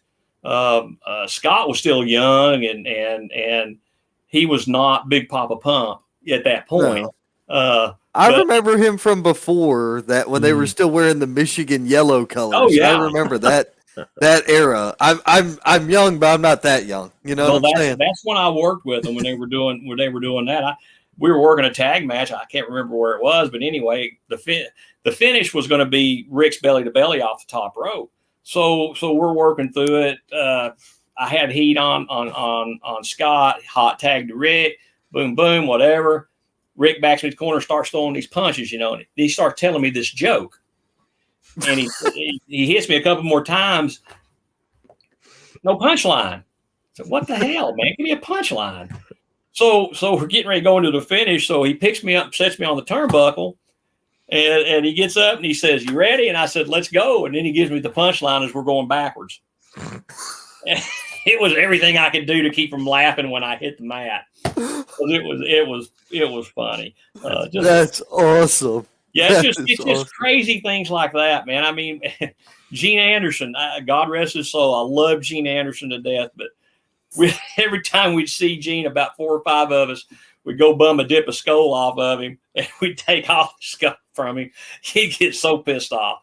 But it was just some of the things that we did like that. I mean, it was just good, clean fun, and a lot of the talent that you saw back then, from the Southern boys to just I guess, God, what was the guy's now? Oh my God, he was in Strike Force with Tito. I can't remember. Anyway, Tom Zink, that's him, Tom Zink. Just some of these younger guys that came in, it was my job to go on television and pretty much get them a job. I know when Steve and Tracy came in the first time, it was up to me and like 2 or 3 other partners to really, really give them that big push. And for 8 weeks, 8 solid weeks, I worked with Steve and Tracy. And to this day, I guarantee you that Steve would tell you who got him their job down in Atlanta. Tracy, God rest his soul too. He would. We were at the Bobby Eaton Memorial Show, and he was telling anybody that would listen, "This is the guy that got me my job with the NWA," and it just stuff like that, man. I mean, just watching. And when Owen Hart came in, I was one of the very, very few people that got to work with Owen in the NWA at that point. He wasn't there long. He may have been there for, I don't know, maybe 2 months, if that. And I was lucky enough to work with Owen. So again, Sid Vicious was another one. He'd kill people. I took his power bomb. He covered me with the leg, 1, 2, 3, just normal match. Vader, people hated working with Vader. Vader wasn't terrible.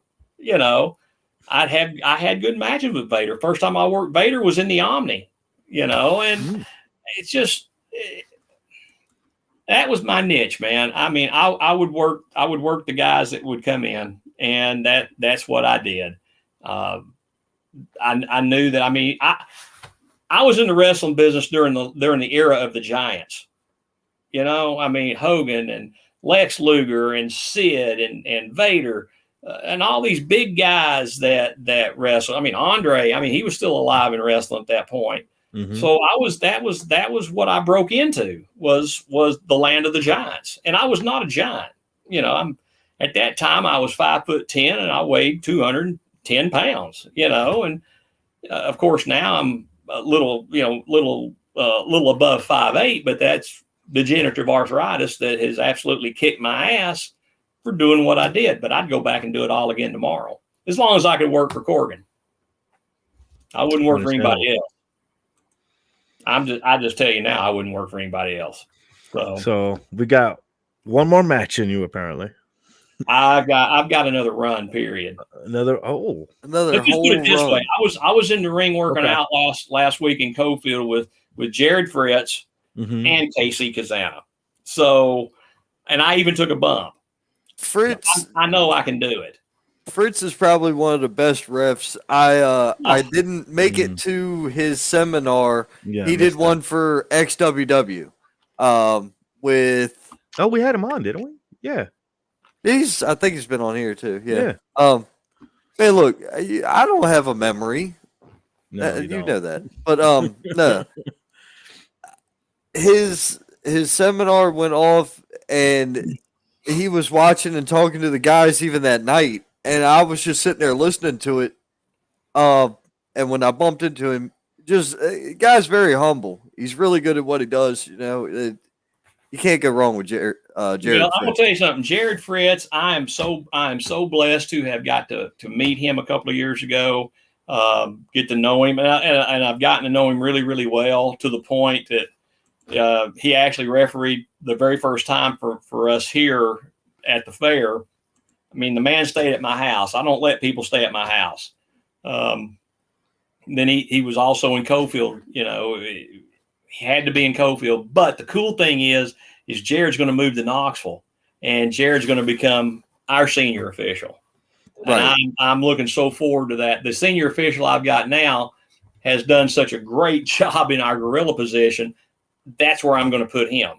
And it's usually me and gorilla, but I get so into the matches when I'm watching that I forget about the times. And AJ absolutely he will unmercifully just treat me like I'm a 12-year-old. But I just tell him, said, son, it's my company. Yeah, but I mean, sticking to your time's a big deal. Yeah, but he's right. I needed to pay more attention. I've got a vested interest in what's going on out there in the ring, whereas James really doesn't. You know, he enjoys wrestling just as much as anybody, but he's really good in gorilla. So that's his new spot, unless I need him in the ring, and he's a hell of a referee too. But Jared, I'm looking forward to Jared getting here to Tennessee. I think he'll be here next year. Right. Now with JCP itself, are you sticking with just your area in Tennessee, or are you going to be taking JCP on the road as well? Good question. Well, JCP is no more. It's NWA JCP. Okay. So I got to get used to saying it just like everybody else does. It's a mouthful, but it's like saying NWA Exodus, Midwest, where, NWA JCP Southeast. No, JCP, NWA, we're going on the road. We've been in contact already. People have called us from Alabama, Kentucky, as far away as Texas. We're not going to Texas. People want us out in Memphis. I think a lot of people think that we are, I guess, East Tennessee's version of what Memphis wrestling used to be. I can see that. What Memphis wrestling is now. There's a gentleman out there that had reached out to me a couple of days ago, and I told him I'd give him a call, and I have yet to call him. And it's not because I don't want to. It's because when I still work a regular job, and it's just one of these things that I've been doing my whole life. And the only time I didn't work a regular job was when I was, wrestling every day of the week. But again, I enjoy doing what I do on my shoot job. But I need to get in touch with him because we may be taking our show to Memphis. I believe it or not, I actually do work in your area from here. So that's where you remote work? Yeah, actually. You lucky dog. I wish I did it from this chair because this is way better than my office chair. This recliner right here is money. I promise you that. Well, that's what my recliner right here is complete, man. This is my office, man. This is same. This is it. This is my end all be all room. My chair doesn't recline, but it's comfortable. I've got the massage recliner, man. This thing is money. Okay, Mr. This Fancy. thing is great. Mr. Money Bucks here. This thing is great.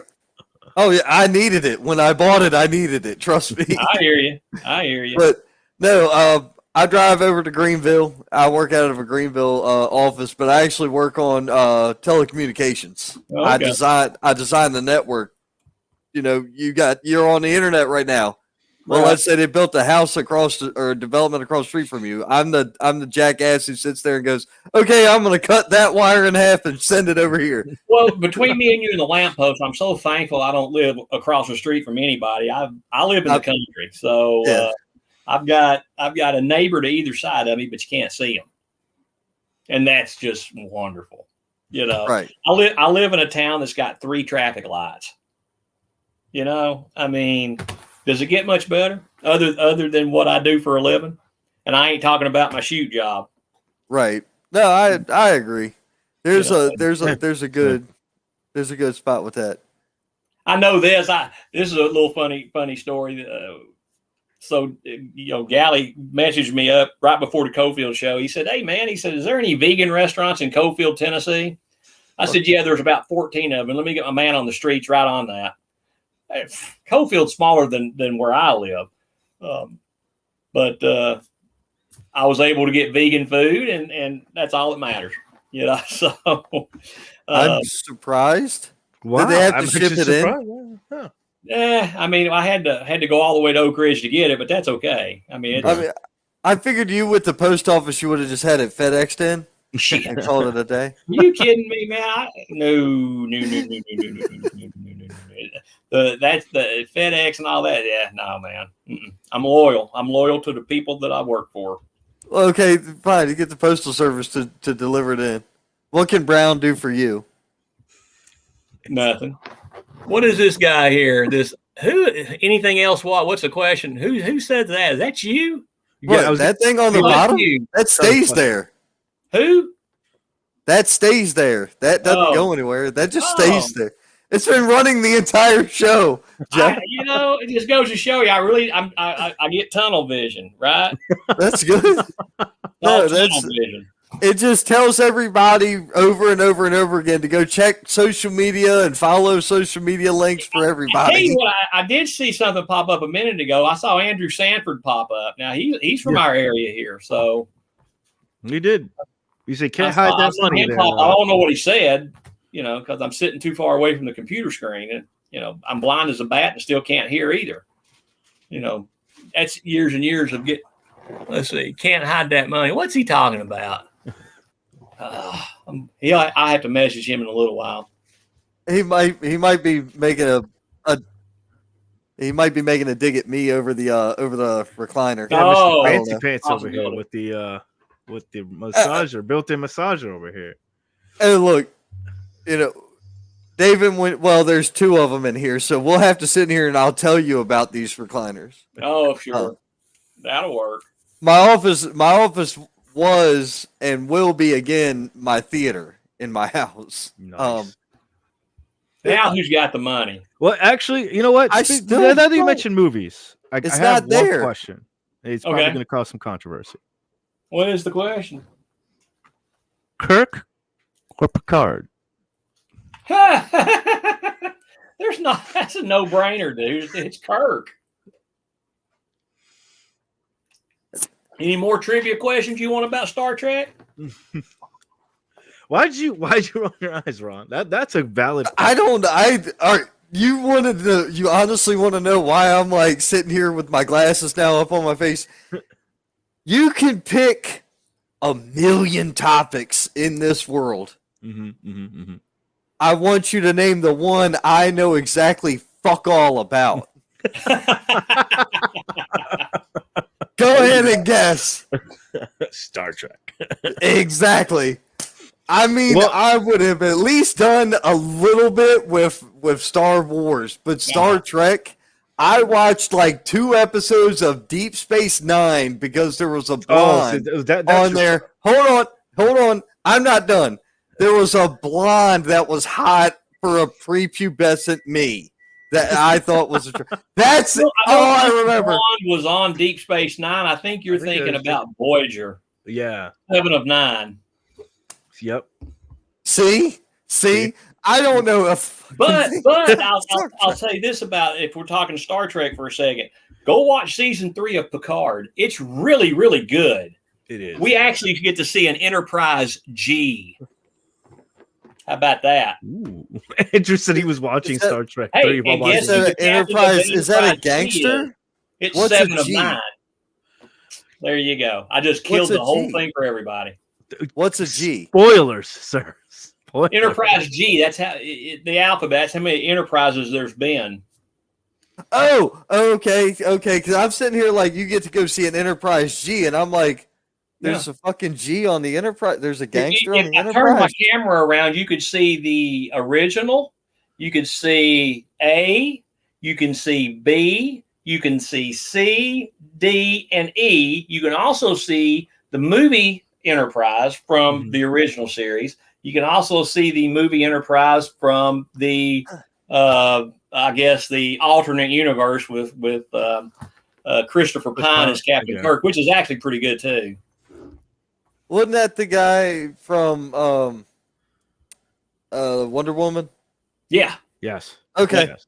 Played Steve. I still haven't seen the movie. That doesn't help me at all. But Which one? I at least Wonder Woman 84? No, I saw Wonder Woman. That was the first one was fine. The second one was abysmal. But you saw it and you're calling it abysmal? How can you say the second one knows abysmal? I don't. The second movie was god awful. No, it wasn't. You had to if you lived in the 80s like I did, you would understand. I was born in the 80s. Yeah, but I lived the 80s. That's a different problem. I was in high school before you were born. All right, you kept saying 88 earlier, and I was born in 85, and I'm like, I graduated high school in 84. There you go. So that's why this Wonder Woman 84 was really, really good, because again, you had to live that era to actually know exactly what was going on. That was filmed in my hometown. Maybe. My whole thing is I don't think that DC can put 2 movies out in a row that are worth a shit. I don't know. Flash wasn't bad. I'd have to go you want me to put 2 DC movies together that were good, that came out in a series? It'd be Batman Begins. We can start and end with the Dark Knight series. That's it. Have you seen the new Flash? No. You've not seen Flash with Michael Keaton as Batman? No. Well, you need to go watch it. It's on HBO. I have a hard time watching anything DC because I've been so let down in the past. I'm telling you now, go watch the Flash movie. Okay, I'll add it to the list of shit I need to do. Michael Keaton is Batman. Let me tell you this. I'm going to spoil this whole son of a bitch for you. I'm upset that whole other movie he was involved in got canceled. That's really my gripe. Yeah, I know, right? But Michael Keaton plays Batman in this. General Zod is back in this. Christopher Reeve is Superman in this. Adam West is a Batman in this. Shall I continue? How about that non-existent Nicolas Cage? I knew he was going to go there. Yeah, he's in this. Non-existent Nicolas Cage movie. Yes, right. Good. Nicolas Cage was supposed to be Superman. There have been pictures and stuff of his suit. It was going to be directed by Tim Burton.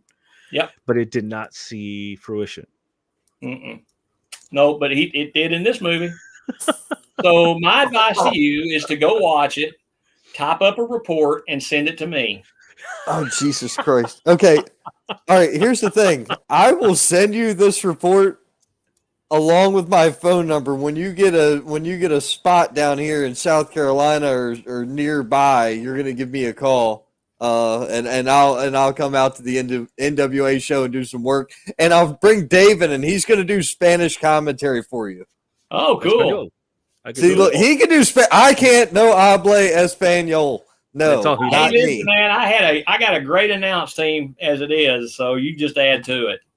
I mean, Dan Jones is great. Dr. Tom is great. Last show we did again, Cofield, Joe Galley did the whole show. He did play-by-play with Dan. So, I mean, and I can't wait to see that show. It hopefully will be on our YouTube channel tomorrow. Hopefully. I know that Super Jaw is working diligently at getting it done. It was going to be done last week, but there was a couple of things that I didn't really like that was on there. So we've changed some stuff. I didn't like the new opening at all, so I had them change it. But yeah, man, I keep my fingers crossed. It'll be out tomorrow. I do know this, and I'll not spoil it, but the beginning. I know on the if you watch the last 3 or 4 shows that we did in season 3, you've got the 3D spinning red, white, and blue JCP. When this show starts, you're going to see something similar, and you're going to see something happen. Let's just leave it like that. Something will definitely happen, and you'll see a big kaboom. The logo is going to evolve to its next form, and perhaps. Well, not its final. He'll spoil movies for you, but he won't spoil NWA JCP stuff. Listen, I was doing a podcast right before the Tennessee Valley Fair, and I still keep stuff in written down in a book. I mean, a handwritten stuff, and they wanted me to throw some spoiler matches out there because I didn't. I've gotten to the point now to where I don't really advertise matches per se unless they're really super big. I'll just do talent because you just don't ever know when you get to a show what you're going to have to do.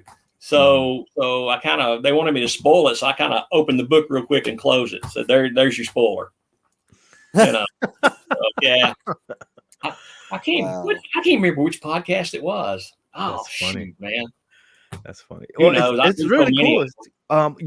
The reason why I touched Star Trek is because the last time we talked, we were talking nerdy stuff at Heroes and Legends. Yeah. I have a binder of some Star Trek trading cards with your name on it. Yeah, you should. Yeah. I'm assuming you're selling. I got you. We'll talk. We'll stay in touch. I got your number. You got mine. Yeah, you call me. We'll talk about that. Well, you guys, that's right. You guys were hanging out watching the show after the convention ended at Heroes and Legends. Yeah. Yeah.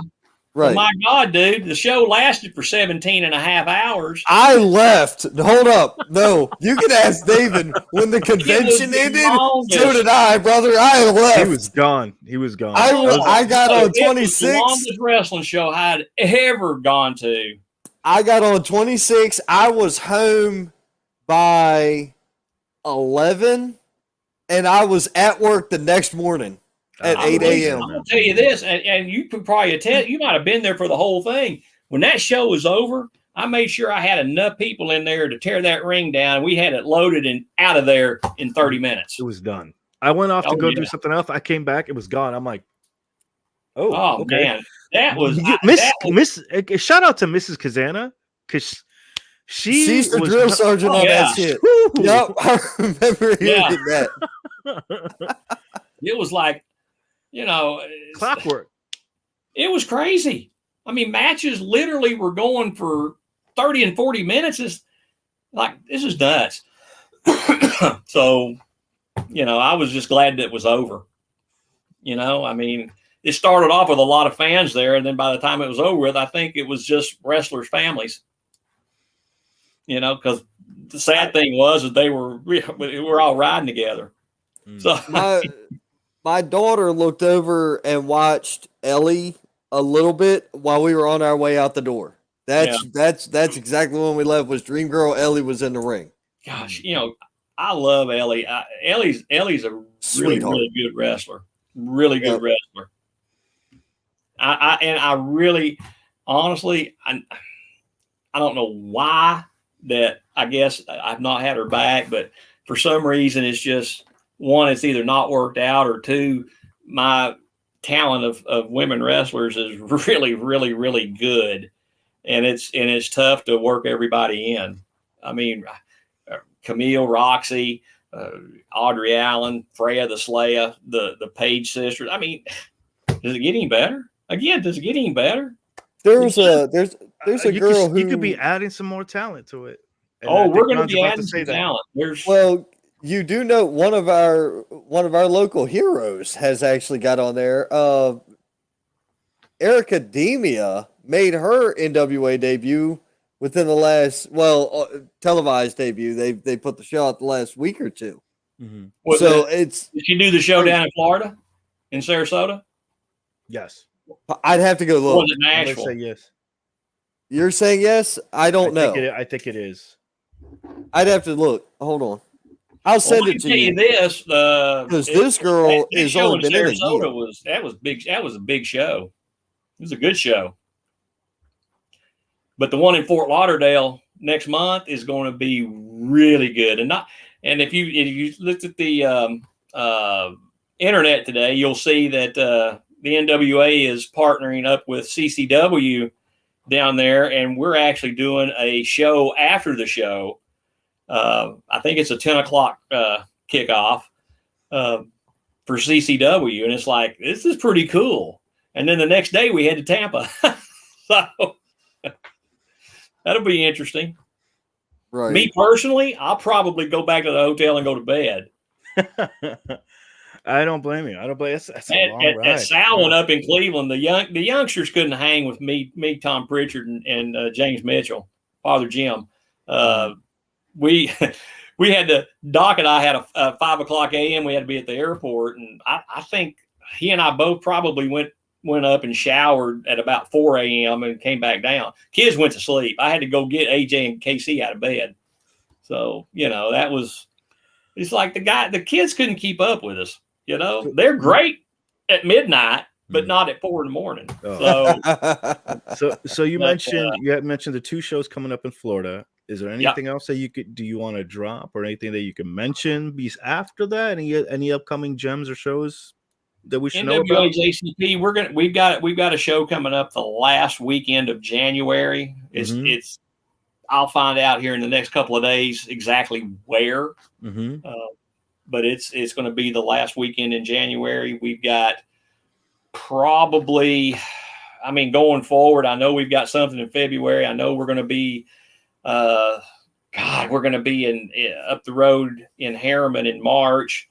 We're going down to Alabama to actually do the show. The show is for the Trash Pandas, the baseball affiliate down in Huntsville. That's who we're doing the show for down there. So we're kind of sort of in the talking stages with it, but I do know that they want something going on down there. There's 2 or 3 other people that we're talking to. It's going to be a wild 2024. If we have our way, and I know if EC3 has his way, we'll try to be working every weekend somewhere when the NWA is not doing something. But I've got a sneaky suspicion that the National Wrestling Alliance, by the middle of next year, is going to be doing a little bit more than just pay-per-views and television. I think that there's enough talent out there now. I think that with the 2 territories that we have now, and I can't rule out that there won't be another one.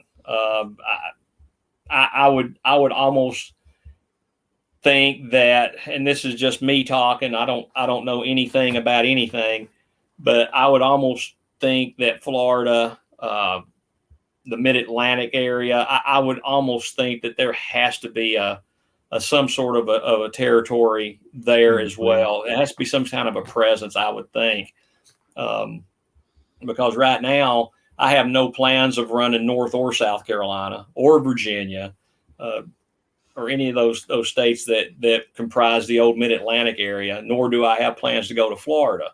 If I need to, we'll take the show on the road, but I just can't believe that there won't be, a couple of more territories added. My whole theory could be all screwed up in my own head, but I wouldn't be surprised if there's more territories that pop up by the end. I would think, and honestly, guys, it's kind of like the disclaimer we put out on social media a couple of days ago. It's subject to change. People trying to bootleg, this T-shirt right here. People are trying to bootleg this thing. The only legitimate way to get this shirt is to send us, a message through Messenger. And okay, I'll send you one now. I need one for me, and I need one for him. Just send me a thing on Messenger. That way I'll know it's you.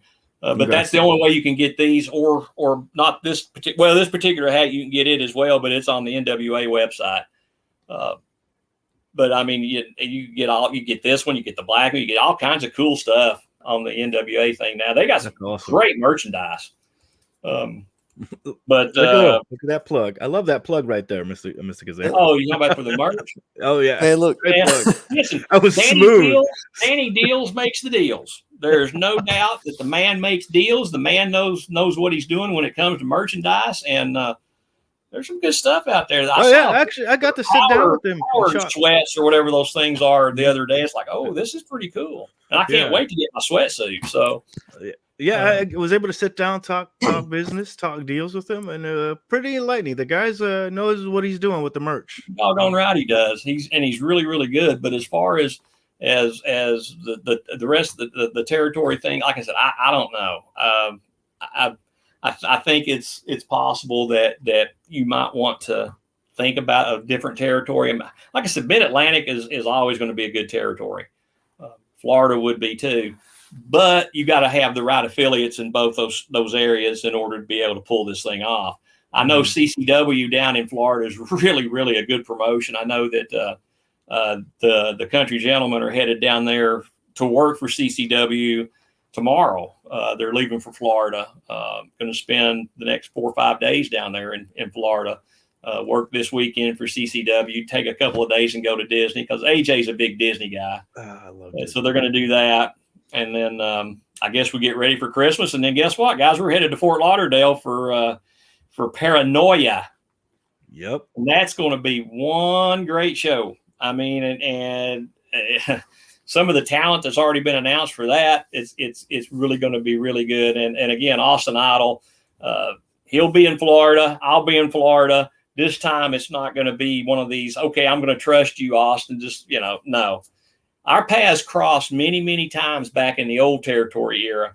We crossed paths in Memphis. We crossed paths in Atlanta. Never had a crossword. Didn't have a crossword at all, in Cleveland until he cold cocked me. Ooh. And that's okay. I had no issues with it. That's fine. I would have done the same thing probably. I was a heel my whole career, so I would have done the same thing. I try my best not to be a baby face, but that's just the way it is. That's what the boys are. That's what I do. But Austin Idol does have a receipt with interest coming, and I can't wait for that. He has one more run, and I want to see it. I'm so hyped. Well, I love Austin to death, and I don't want to do anything that's going to jeopardize his health because I know that he's still in great shape. Don't let anybody fool you. Austin Idol's in great shape. I as is a lot of us older guys, we're all, Dr. Tom's in great shape, but Austin Idol keeps himself in shape. They didn't call him the universal heartthrob for nothing. So we'll see what happens. And chips will fall where they may. And I tell you, I got a 290-pound brute and a 225-pound athlete. And if Zion wants to stick his nose into it, I believe that the brute or the athlete will take care of Zion. And I have no worries whatsoever about Mr. Idol, because if I can see him coming, I think I can stand toe to toe with Austin Idol. So that needs to be a main event sometime in the future. I don't know if we're main event caliber anymore. I mean, you got a Mike Knox and a Trevor Murdoch who should be in the main event with Aaron Stevens and his team, and countless other people that's in the NWA that can main event anywhere they ever went. So, again, if you want to get me started with this whole, singing the praises of the NWA, I can do that all night long. But again, that's just what I believe. And I don't give a crap what anybody else thinks. So, again, all you naysayers, all you people out there that think that the NWA is whatever, I got 2 words for you. Oh, I'm not saying them. What? It'd be gimmick infringement. This is true. Yeah, well, gimmick infringement. I can't tell them to suck it. So, Well, see, he respects the gimmick infringement line. I like that. I like it. Not everybody appreciates the gimmick infringement and things that's like that. Old guys, man.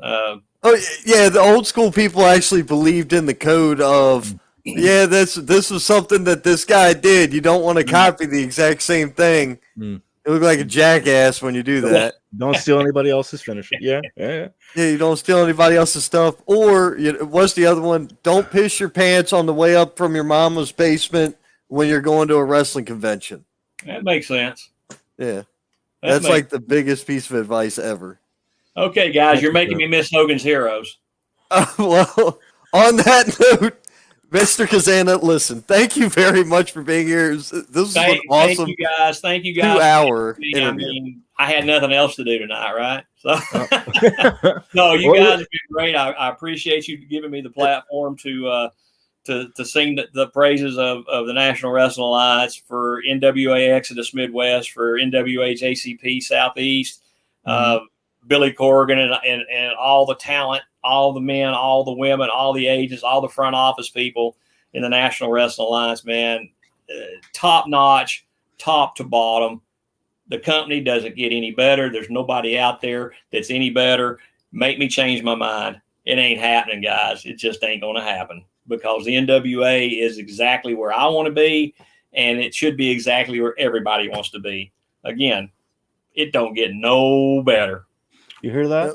Call the office. Like I said earlier in the show, a true asset, not an ass hat, an asset to the NWA. Mr. Cazana, once again, thank you very much. Guys and ladies out there, tomorrow night, be sure you're tuned in live right here. We're going 3 nights in a row because David and I have a fucking death wish.